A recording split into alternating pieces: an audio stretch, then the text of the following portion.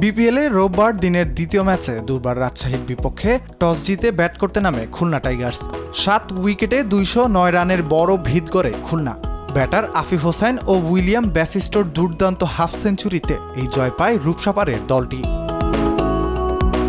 জবাব দিতে নেমে শুরু থেকেই মারমুখী ইনিংস খেলে রাজশাহীর ব্যাটাররা। এনামুল হকের অনবদ্য ইনিংসে জয়ের বন্দরের কাছাকাছি পৌঁছে যায় দলটি। তবে তীরে এসে তরি ডুবে এনামুল জিসানদের ইনিংস।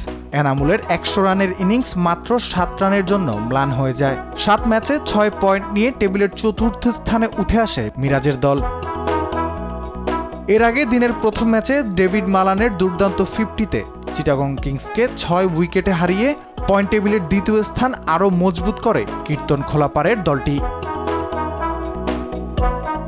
টস হেরে ব্যাটিং নেমে শুরু থেকে চাপের মুখে পড়ে চিটাগং কিংস।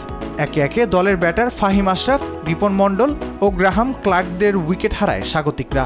সর্বোচ্চ 35 রান আসে অধিনায়ক মিথুনের ব্যাট থেকে। নির্ধারিত 20 ওভারে 8 উইকেটে মাত্র 121 রানেই গুটিয়ে যায় বন্দরনগরীর দলটি। বরিশালের ফাহিম ও রিপন ভাগাভাগি করে নেন 6 উইকেট। 122 রানের সহজ লক্ষ্য তাড়ায় শুরু থেকেই অধিনায়ক তামিম ইকবাল ও তাওহিদ হৃদয়দের উইকেট হারায় ফরচুন বরিশাল।